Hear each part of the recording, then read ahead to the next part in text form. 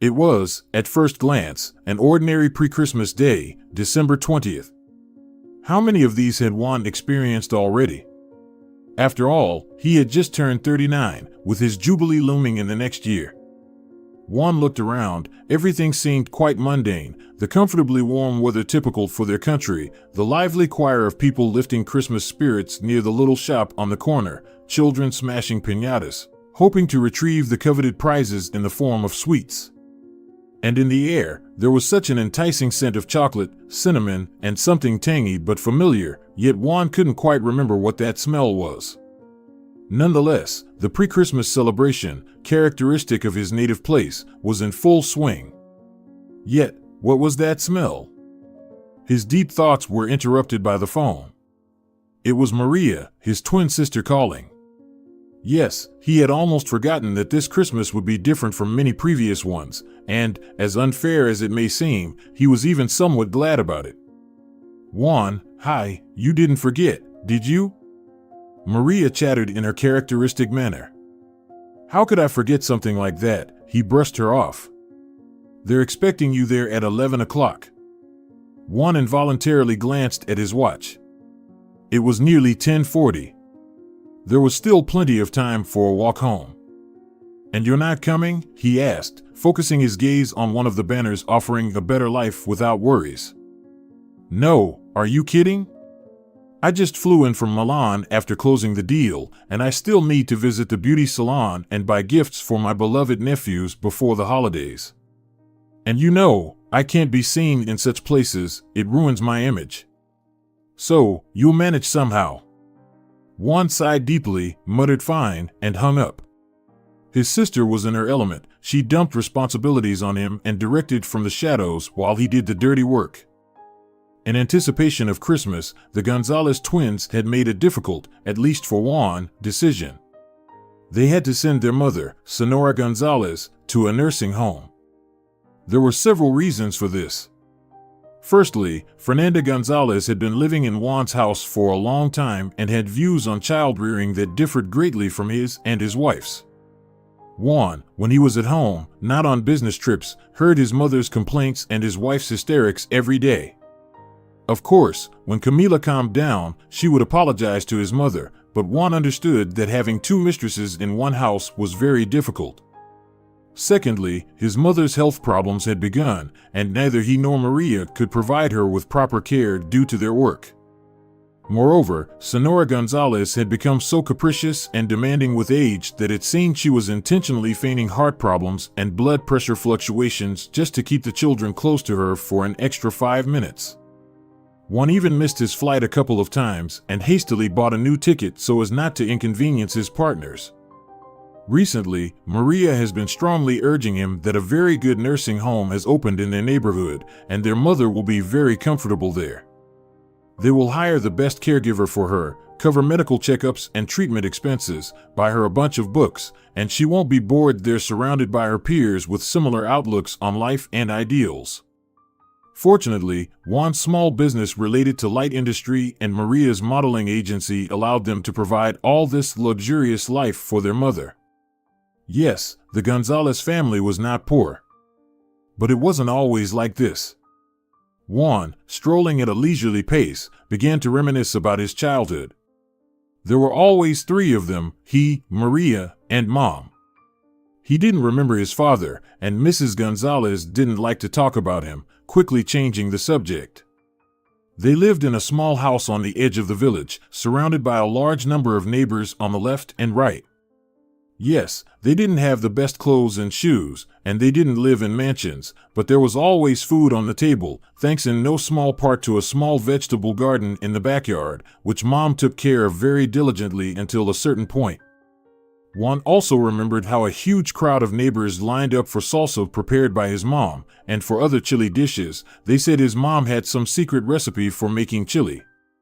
But later, all of this faded away as they sold the house so that Juan and Maria could go to college, and then they were lucky to develop their businesses and buy decent houses. Mom moved in with Juan because age was catching up with her, and besides, she could help with the kids.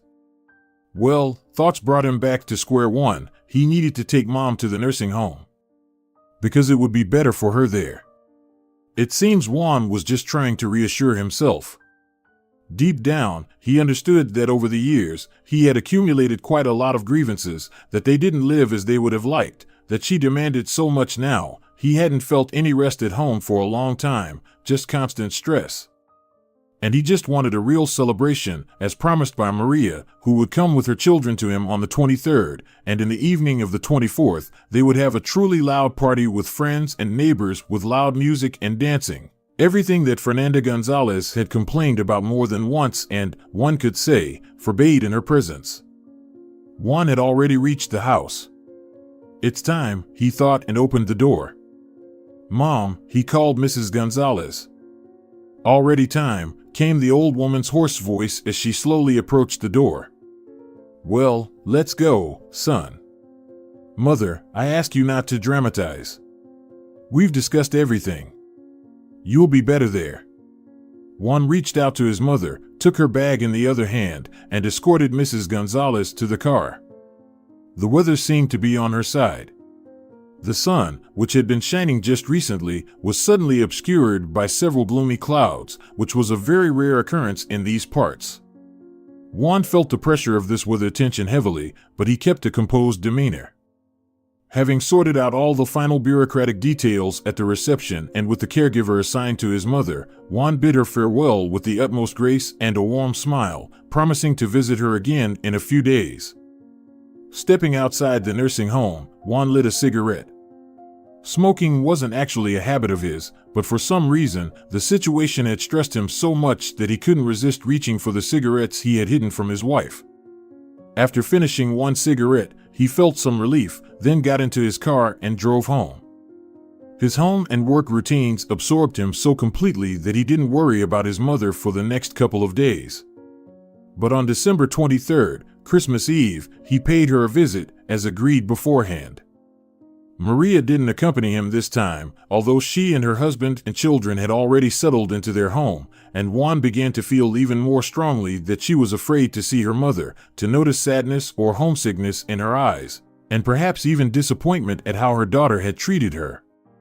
Lost in thought, Juan once again caught that painfully familiar scent he had noticed on the street a few days earlier. He even wanted to ask his mother if she could identify it, but upon entering her apartment, he was immediately caught off guard by her complaints about how much she disliked it there, grumbling about dissatisfaction with the caregiver, and a slew of other issues that greatly exhausted Juan. In order not to get completely bogged down in his mother's animosity towards everything around her, Juan shifted his attention to the window, under which two local cats were settling a dispute. They were arguing over who owned a certain object, where generous old men and women lived, ready to share the delicious leftovers of their lunch.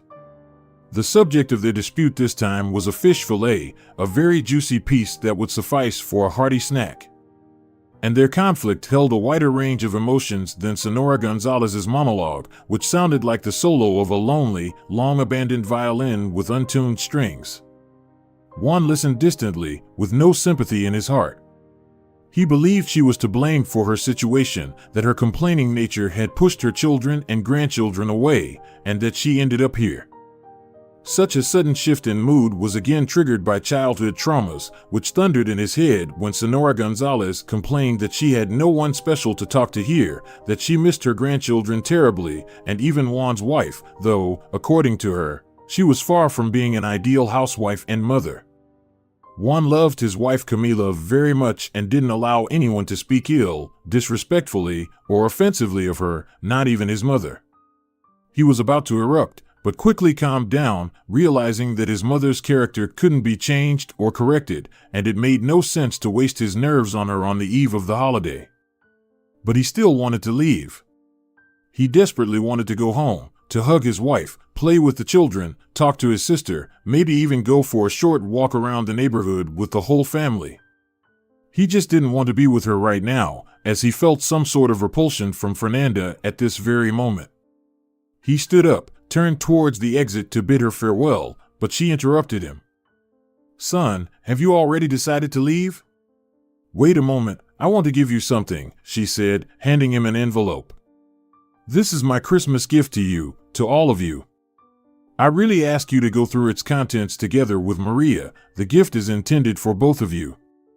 Juan took the envelope, which wasn't particularly heavy, bid farewell to his mother quickly, promising to open the envelope without fail, and left the nursing home looking gloomy. Arriving home, he tossed the envelope somewhere and promptly forgot about it, not even mentioning it to his wife or Maria. The next day, Juan woke up to chaotic commotion in his house. Maria and Camila were loudly discussing how many guests would come today, what else needed to be prepared, what decorations for the table and home needed to be bought, where to place the music speaker, and other details that greatly concerned women to make a desired impression on guests. Juan, anticipating huge queues at supermarkets, greeted his loved ones with a smile of resignation. After breakfast, they set off for shopping. In the evening, the long-awaited party took place. Close friends and a few neighbors gathered, totaling about 20 people, not including Juan and Maria's family. Delicious dishes, toasts around the friendly table, wild dances, fireworks, all of this merged into a joyful celebration of Christmas. Juan and Maria managed to give their children a real holiday, the kind they wanted from their mother in childhood but never fully received. The main difference between their childhood holidays and the holidays Juan and Maria organized for their children, he believed, besides endless complaints from their mother and beyond, was the presence of a father in the children's lives. Their region was famous for its rich family traditions, so in some way, Juan blamed his mother for their father's departure. Well, how could it be otherwise, he thought. She's constantly dissatisfied with everything, imposes her truth, and in the end, Maria and I were always made to feel guilty from the youngest age.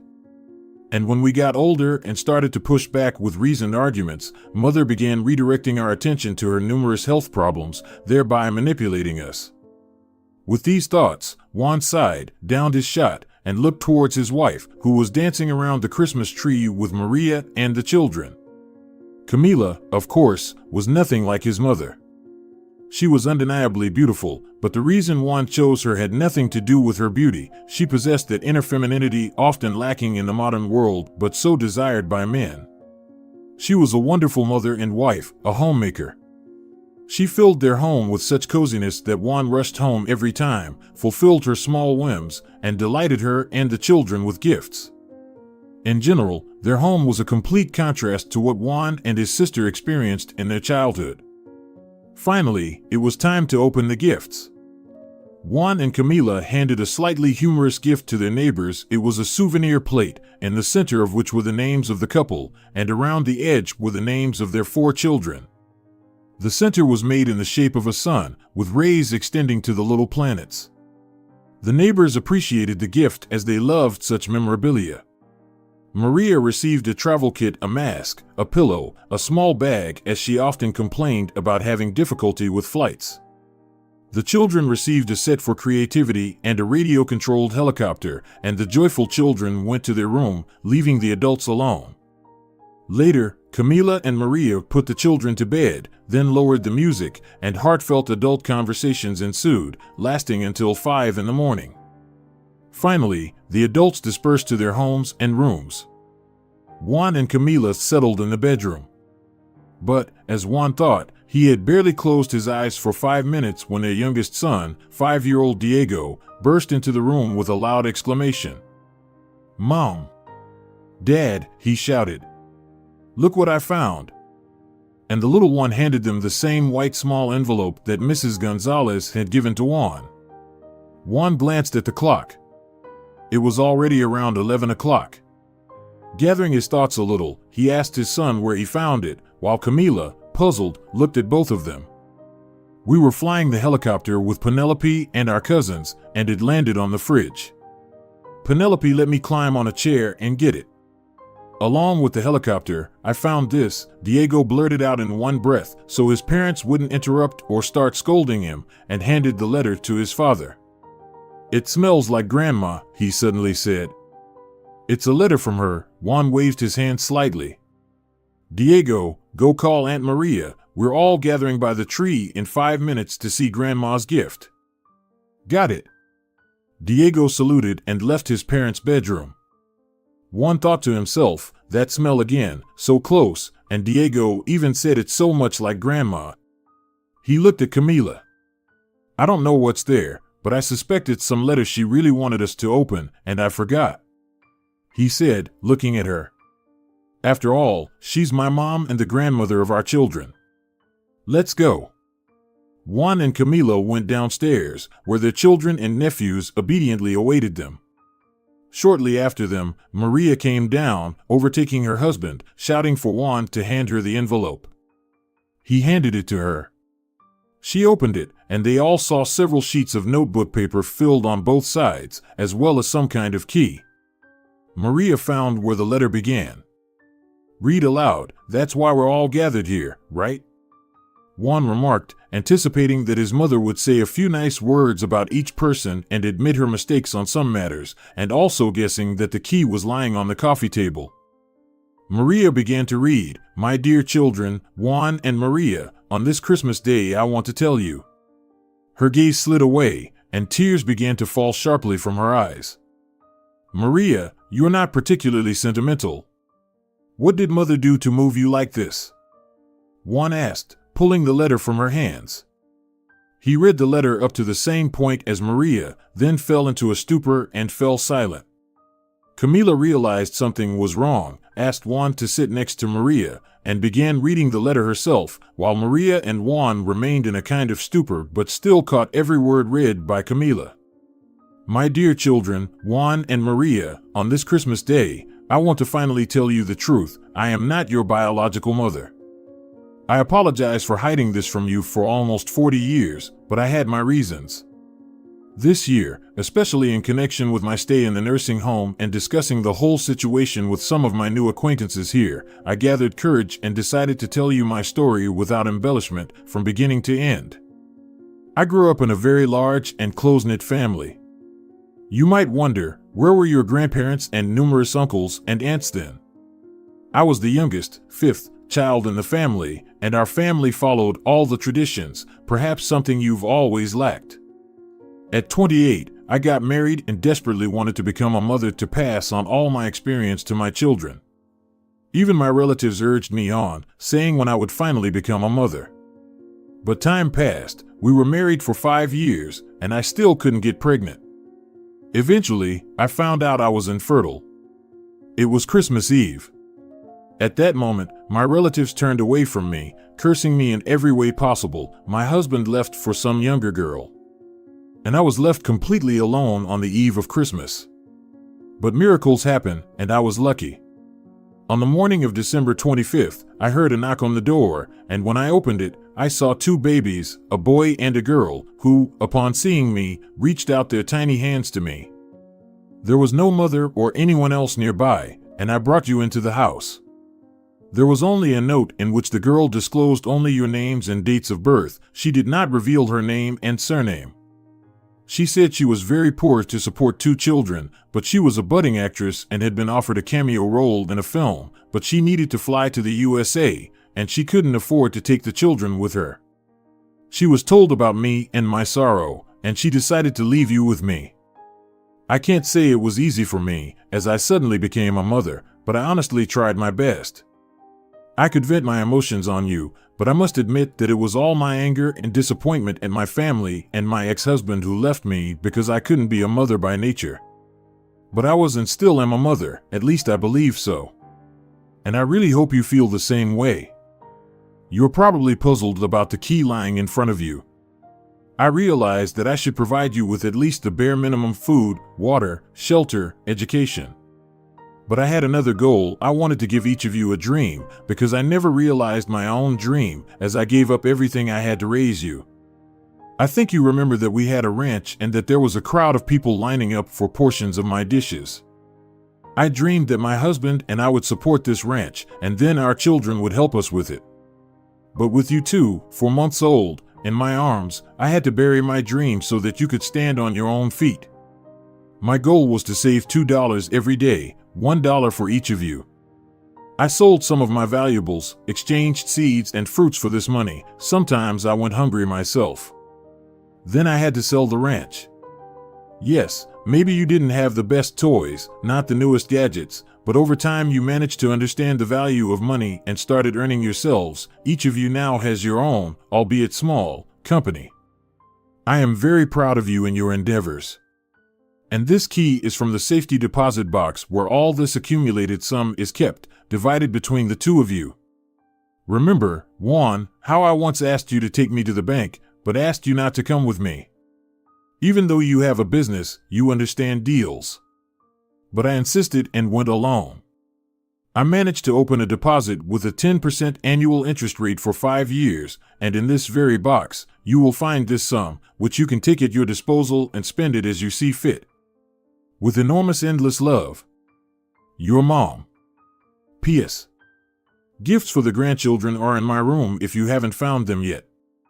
By the time Camila finished reading the letter, Maria was already sobbing on her husband's shoulder, who was trying his best to calm her down, and Juan wasn't limited to just a few tears, as 2 rivers ran down his cheeks. Still in a daze, Juan asked, "Do you smell that?" "Yes, it smells like Grandma," little Diego said again. "That's Mom's perfume," Maria interjected. "With saffron." And then it just hit him. He remembered that Sonora Gonzalez often used saffron in her dishes when he was a child. Later, she bought herself perfumes with this scent, quite subtle but distinctive.